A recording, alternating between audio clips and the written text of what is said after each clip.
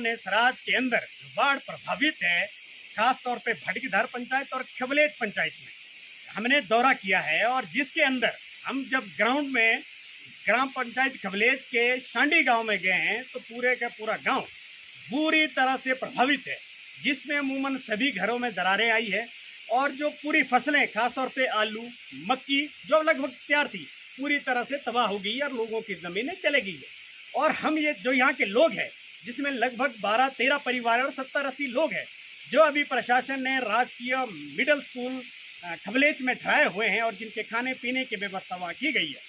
इस हालात में हमारा मानना ये है कि जो सरकार ने मानदंड तय किए हैं और हम ये चाहते हैं कि सरकार जो सबसे पिछले पायदान का व्यक्ति है वो जो है किसी भी तरह से राहत से ना छूटे और उसे हर संभव हर सहायता मिले।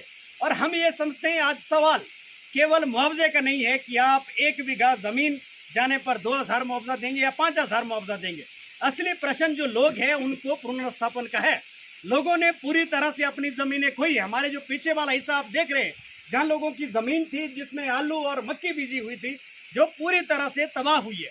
और अब सवाल है जब सरकार मदद उनको 1,20,000 रुपए देने की कोशिश करेगी, सवाल ये है कि वो लोग अपना रहने का बसेरा कहाँ करेंगे, वो अपने घर कहाँ बनाएंगे, वो उस जमीन को कहाँ से लाएंगे। इसलिए हम ये गुजारिश करना चाह रहे हैं प्रशासन से, जिसमें 2 महत्वपूर्ण गुजारिश हैं। पहला, लोगों को जो जमीन है उस जमीन के बदले में जमीन दी जाए, किसी दूसरी जगह में पुनर्स्थापन किया जाए।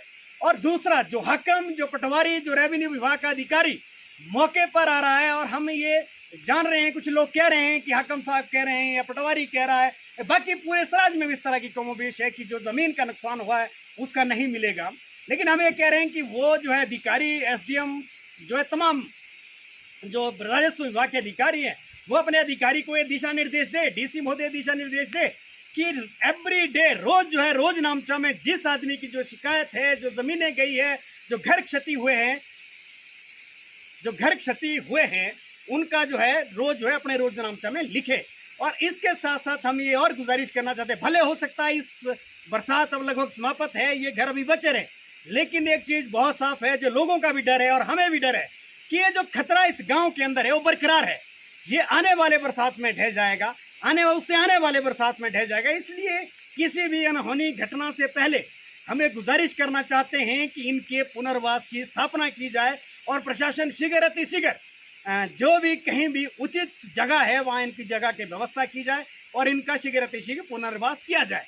और इसके साथ साथ हम देखते हैं कि यहाँ जो प्राइमरी स्कूल में मिडिल स्कूल चलाया जा रहा है और स्कूल पूरी तरह से शत स्कूल की हालत खराब है, वो स्कूल कभी भी जा सकता है। इसलिए उन बच्चों के लिए भी जो बच्चों का भविष्य भी सिक्योर करें, उनके लिए भी स्कूल की व्यवस्था करें, ये हम कहना चाह रहे हैं प्रशासन से। और इसी के साथ हम और ये कहना चाहते हैं कि यदि हमारे लोगों की जो जमीन का प्रश्न है उनको पुनर्वास की स्थापना नहीं होती है तो हम निश्चित तौर पर आने वाले समय में आंदोलन करेंगे, जो हमने तय भी किया है 20 सितंबर को एसडीएम का घेराव करेंगे। तब भी बात नहीं बनती है तो हम जो है निश्चित तौर पर विधानसभा तक का घेराव करेंगे। लोगों को जमीन की व्यवस्था जो है सरकार को करनी चाहिए। धन्यवाद।